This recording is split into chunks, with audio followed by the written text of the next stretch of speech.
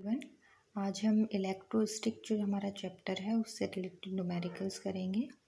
तो first numerical है, question है कि 100I + 225J वोल्ट प्रति मीटर के एक समान विद्युत क्षेत्र में 0.02I मीटर स्क्वायर के क्षेत्र से निर्गत फ्लक्स की गणना कीजिए। तो पहले हम ये लिखेंगे कि हमें क्वेश्चन में क्या क्या दिया हुआ है। क्वेश्चन में दिया हुआ है ई की वैल्यू मतलब इलेक्ट्रिक फील्ड की वैल्यू 100I + 225J वोल्ट पर मीटर और एरिया की value ds means 0.02I metre square. हमें पता है कि फ्लक्स निकालने के लिए phi = E.ds होता है। यहाँ पे हमने ई की वैल्यू पुट की है और ds की वैल्यू पुट की है। हमें ये भी पता है बेसिक मैथमेटिक्स के अकॉर्डिंग कि डॉट प्रोडक्ट में आई का आई से होगा तो आएगा, आई का जे से आई का के से होगा तो हमारे पास जो वैल्यू है वो 0 आएगी।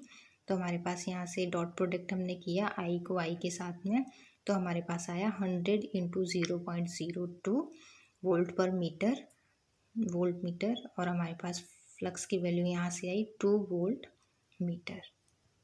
सेकेंड क्वेश्चन देखते हैं। सेकेंड क्वेश्चन में बोला है कि इलेक्ट्रॉन व अल्फा कण के मध्य विद्युत बल की गणना कीजिए यदि वो परस्पर 1 एंगस्ट्रॉम दूरी पर है। तो यहाँ क्वेश्चन में आर की वैल्यू दी है 1 एंगस्ट्रॉम, इसे हम ऐसा यूनिट में चेंज करेंगे तो हो जाएगा 10⁻⁻10 मीटर। एक इलेक्ट्रॉन और एक अल्फा कण दिया है। तो इलेक्ट्रॉन के लिए Q1 कितना हो जाएगा 1.6 × 10⁻⁻19 कूलम और अल्फा कण के लिए Q2 होगा हमारा 2e, क्योंकि अल्फा के लिए क्या होता है यहाँ सिंबल 2He4 मतलब इसमें 2 इलेक्ट्रॉन होते हैं। तो 2 इलेक्ट्रॉन के लिए चार्ज कितना हो जाएगा 2 × 1.6 × 10⁻⁻19 = 3.2 × 10⁻⁻19 कूलम। अब हमें इनके बीच में फोर्स निकालना है। फोर्स का फॉर्मूला कूलम के नियम के अनुसार क्या होता है F = K Q1 Q2/r² और K की वैल्यू 9 × 10⁻9। यहाँ पे हमने सारी वैल्यूज़ पुट कर दी। K की जगह पे 9 × 10⁻9, Q1 की जगह पे 1.6 × 10⁻19, Q2 की जगह पे 3.2 × 10⁻19 और R की जगह पे 10⁻10 और नीचे R² है तो उसका हमने स्क्वायर कर दिया। आगे सॉल्व किया तो हमारे पास क्या आया 9 × 1.6 × 3.2, इसको हमने एक साथ लिख लिया और ऊपर वाली 10 की पावर को हमने एक साथ लिखा। तो ऊपर क्या है 10⁻9 - 19 और नीचे है 10⁻⁻20। अगर नीचे -20 है ऊपर ले जाएंगे तो क्या हो जाएगा 20। तो हमारे पास कितना आ गया 9 × 1.6 × 3.2 × 10⁻9 - 38 + 20। इसको आगे हम सॉल्व करेंगे तो हमारे पास आंसर आएगा 4.61 × 10⁻⁻8। अब नेक्स्ट क्वेश्चन दिया है कि किसी बिंदु पर एक स्थिर विद्युत आवेश के कारण 80 वोल्ट का विभव है और उसी बिंदु पर विद्युत क्षेत्र 20 न्यूटन पर कूलम है। आवेश का मान और उस बिंदु से आवेश की दूरी ज्ञात कीजिए। तो क्वेश्चन में हमें E की वैल्यू दी है 20 न्यूटन पर कूलम, V की वैल्यू दी है 80 वोल्ट, हमसे Q की वैल्यू और R की वैल्यू पूछी गई है। हमें पता है E और V में रिलेशन E = V/R। तो यहाँ से हम R की वैल्यू निकाल सकते हैं। R क्या हो जाएगा V/E मतलब वो वोल्टेज जो पोटेंशियल दिया है वो और इलेक्ट्रिक फील्ड। तो पोटेंशियल हमें दिया है 80 और इलेक्ट्रिक फील्ड दिया है 20, डिवाइड करेंगे तो R की वैल्यू हमारे पास आ गई 4 मीटर।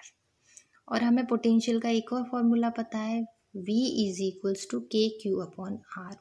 यहाँ से हमें K पता है, V पता है और R हमने अभी कैलकुलेट कर लिया। तो यहाँ से हम Q निकाल सकते हैं।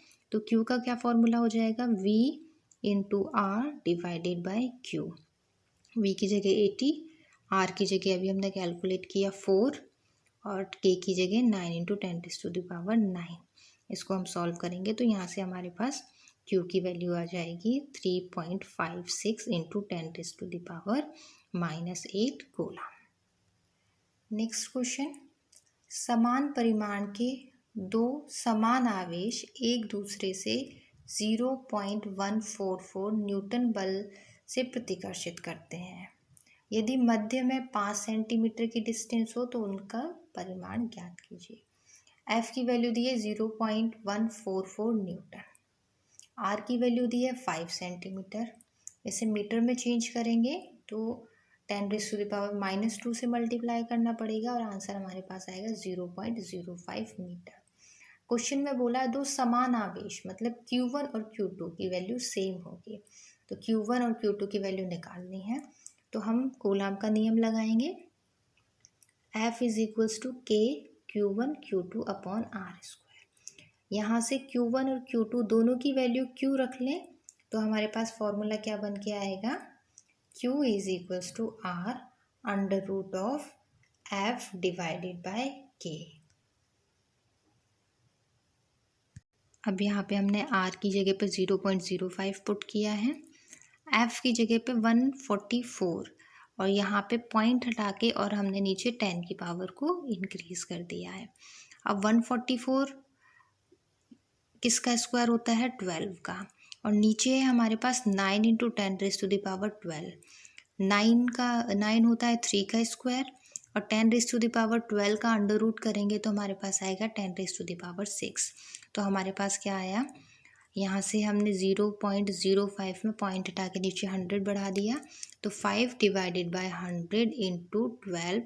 12 / 3 × 10⁻6। यहाँ पे 3 से 12 4 टाइम कैंसिल हो गया तो हमारे पास क्या आया, 20 × 10⁻⁻8, या फिर इसको हम ऐसे लिख सकते हैं 2 × 10⁻⁻7। और इसको हम सिंप्लीफाई करके लिखें तो 0.2 × 10⁻⁻6 और -6 मतलब माइक्रो, तो हम इसको लिख सकते हैं Q = 0.02 माइक्रो कूलम। और आज का ये लास्ट क्वेश्चन कि यहाँ पे V की वैल्यू दी है 3x² y/z³ और हमें इलेक्ट्रिक फील्ड की वैल्यू निकालनी है।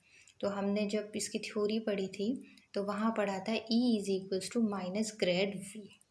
ग्रेड की वैल्यू क्या होती है, del/del x i cap, del/del y j cap, del/del z k cap. ये कार्टेशियन कोऑर्डिनेट में ग्रेड की वैल्यू है, ग्रेडियंट की। यहाँ पे अगर हम करेंगे तो ग्रेडियंट की वैल्यू हमने रखी, V की वैल्यू रखी। अब इसको आगे सॉल्व करने के लिए 3x² y/z³ जो है ये अंदर जाके तीनों के साथ मल्टीप्लाई होगा, तो हमने यहाँ पे तीनों के साथ मल्टीप्लाई कर दिया। अब जब इसका डेरिवेटिव करेंगे तो ये पार्शियल डेरिवेटिव है, मतलब 3x² y/z³ अगर x के रेस्पेक्ट में होगा तो बाकी सारी चीज़ें कांस्टेंट मानी जाएंगी।